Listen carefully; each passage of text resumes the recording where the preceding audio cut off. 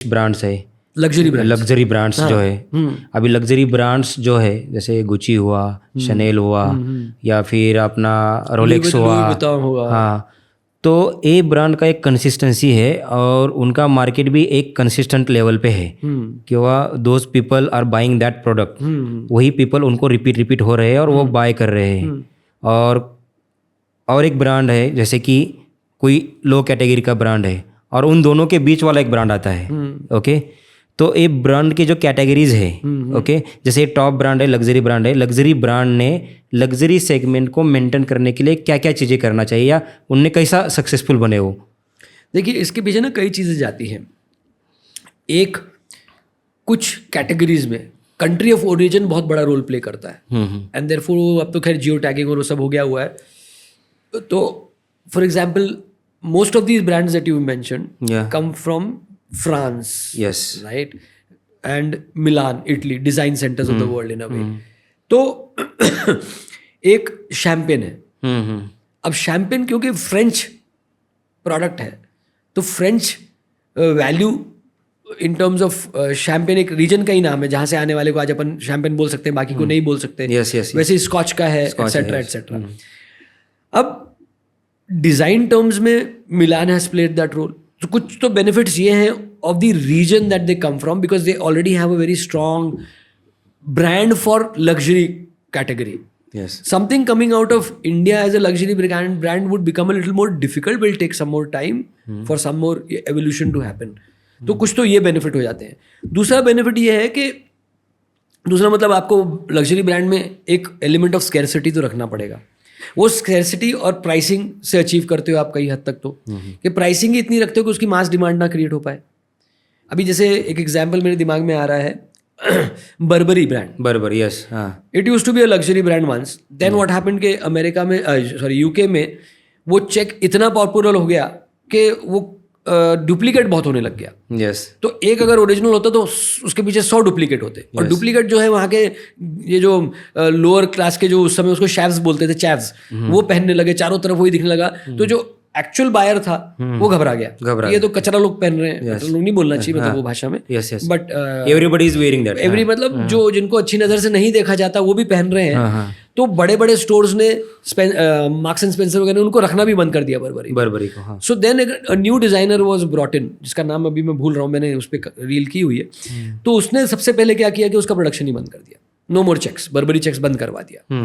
He brought in a new set of designs, new model, उस समय जो British की सुपर मॉडल थी, and completely new range.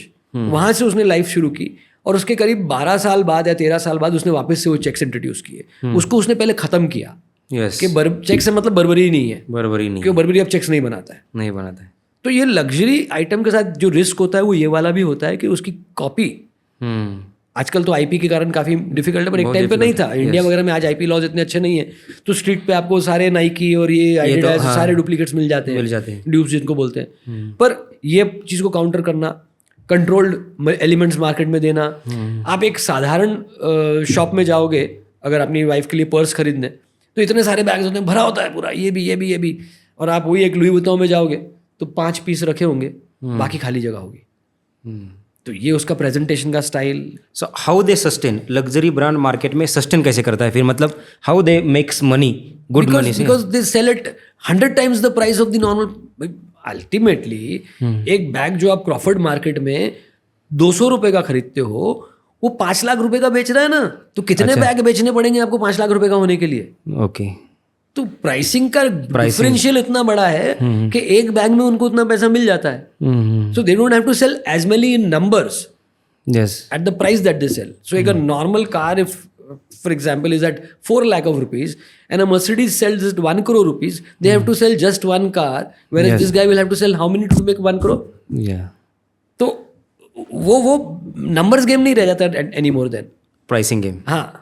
Okay sir, अभी आपने नाम लिया था नाइकी का. नाइकी का मैंने आई थिंक आपका ही कहाँ तो रील में देखा था या पढ़ा था मैंने कि वो बहुत एक किसी ट्रेनी ने, वो नाइकी का आर्ट स्कूल का ट्रेनी था, लड़की थी, वहाँ लड़की थी, उसने वो नाइकी का लोगो बना दिया और वो आज इतना हिट हुआ है. So what is the reason? मतलब नाइकी दिखने में तो सिंपल लगता है लोगो, तो फिर भी आज भी वो सबके दिमाग में है, उसको देख के लगता है कि नाइकी है। तो उसको बाद में कंपनी के शेयर दिए, कुछ 20 या $25 में उसने बना के दी थी वो। यस। एंड बाद में उसको उसने एज अ थैंक यू कुछ शेयर्स दिए कंपनी के।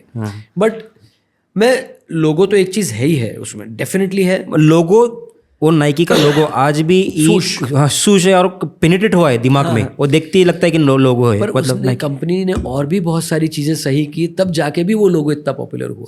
व्हाट आर दे, उसका तो जैसे माइकल जॉर्डन की जो रेंज लॉन्च की उन्होंने जो इनोवेशन किया विद शूज, उनकी overall marketing strategy with shoes, technological improvement जो उनके एयर वाला जो सोल आया, तो बहुत बाकी काम भी हम लोग क्या होता है एक लोगो पे, ठीक है लोगो इम्पोर्टेंट है, पर सिर्फ लोगो चल पाता था कि अगर प्रोडक्ट अच्छा नहीं होता तो, मार्केटिंग अच्छी नहीं होती तो, प्राइसिंग सारी चीज़ें उसमें आती है ना।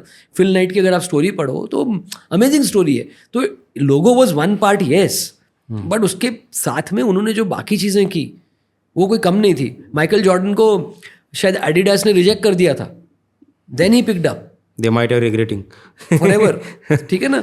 सो ऐसे कितने सही कदम उठाए हैं एक के बाद एक के। अब they are again now you know in a way complacent हो गए थोड़ा सा, दूसरे ब्रांड उनको काफ़ी हर्ट कर रहे हैं, नए नए ब्रांड्स बहुत सारे आ गए हैं कैटेगरी में, but even now they are the leaders, yes.